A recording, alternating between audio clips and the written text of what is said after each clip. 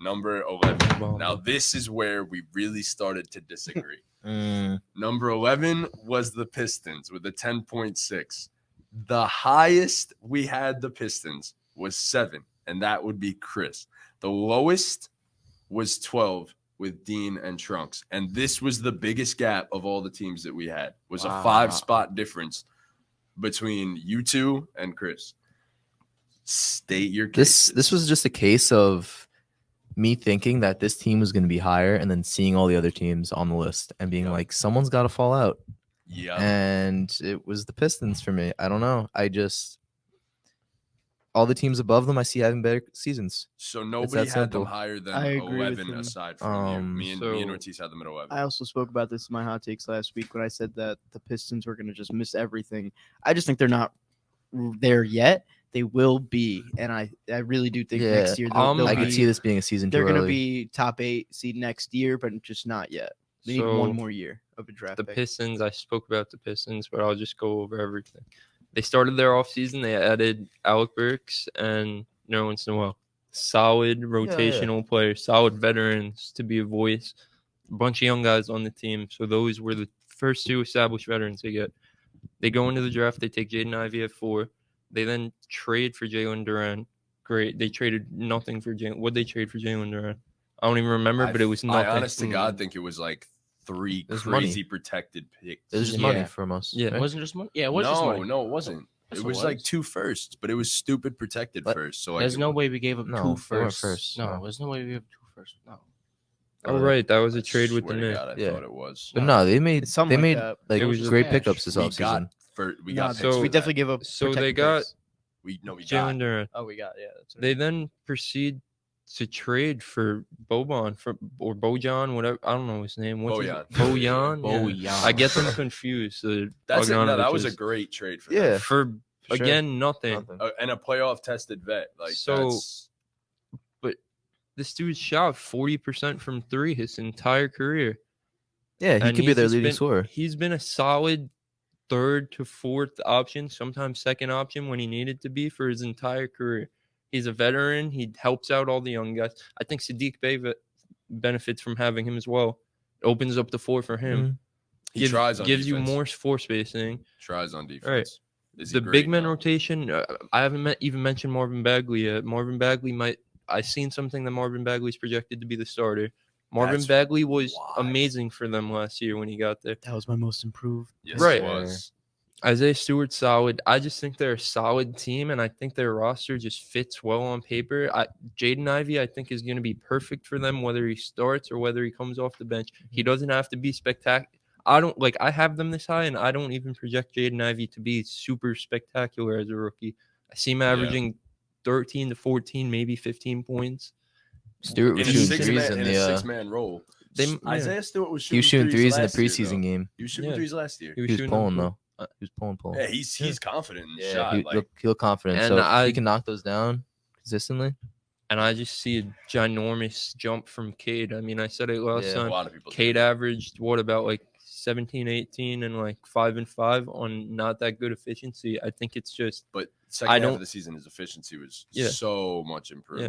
And like I know it's just preseason, but that first game I watched, they looked bad. Not gonna lie. Yeah, they played the Knicks. Against the Knicks, right? They looked bad. They got smoked. They got smacked. ran out the gym. But it's preseason. Like I don't showed their like you can't take preseason into account too much. We're gonna talk about the Knicks soon. Yeah, I'm just saying in that preseason game in particular, they showed that they've been playing longer than the like you can't talk. Jalen Brunson. We'll get into that when we get into that. But yeah. You just said, bro.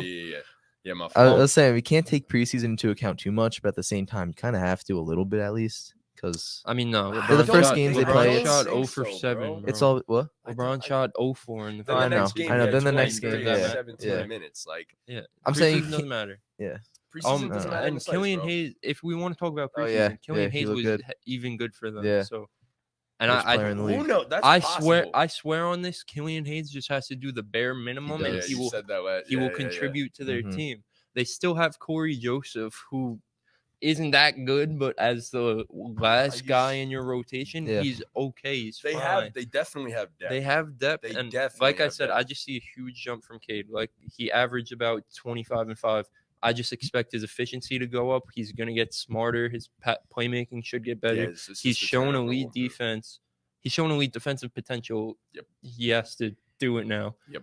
Nerlens Noel, D-boy. Right. I think the team is a good defensive team. They have a good balance of defense, offense. They have shooting. They have play. They have everything. They have a little bit of everything. Yeah, their biggest question was shooting. I think they solved that this offseason. I think the team just fits very well on paper. Alec Burks gives them spacing. Obviously, Bogdanovich. Sadiq Bey should hopefully take another jump.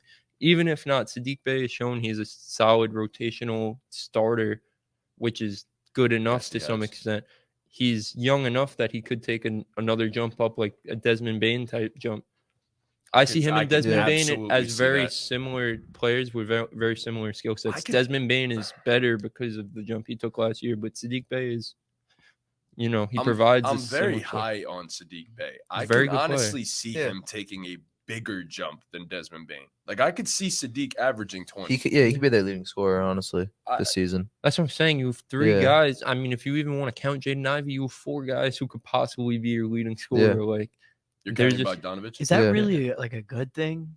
Yeah, I think so. It's good to have a lot of talent.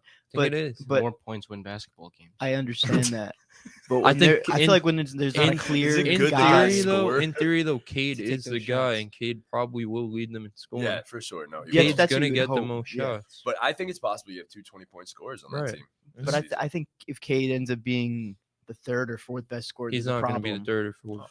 He's going to be the second best, and he's also going to give you 7 to 8 assists, 7 to 8 I was about to boards, say, and I don't think defense. it's the worst thing if Cade isn't a top 2 scorer on that tip. Like, I don't think that's even got a shot at happening because he will take the most shots and have the ball in his hands the most. But I don't think it's the worst thing in the world. I think you might honestly be having more team success if he is taking less shots just because other guys are making so many shots. That's what I think that turns into. If Cade isn't averaging as many points, it means that something might be going very right for them, honestly, instead of him having to take every shot and score every point. So I don't know. Like you guys said, you're the Magic very high, not as high as I have the Pistons, obviously, but it's the same story as how you feel with the Magic. They just have a lot of depth, a lot of young talent that has room to grow. And in my opinion, a roster that fits better together than the Magic do. I think, like I just said, the Pistons just have a little bit of everything with guys who could take huge jumps and provide a lot of everything, a lot of shooting, a lot of spacing, a lot of playmaking, and a lot of defense. I only say the Magic because the Magic have had the talent. They've had the guys on the roster for a couple years. They just have always been hurt. And if they could stay healthy as a team, I can't say if they could stay healthy. Like, Jonathan Isaac will never be healthy, it seems. So that sucks. But it's possible. He's had 2 unfortunate injuries in 2 years. Like, it's just he's played. There was the stat you said last week that he's played just as many games as Vince Carter, or maybe 2 more. Like, that's wild. And I want to get into the next team now because we talked about the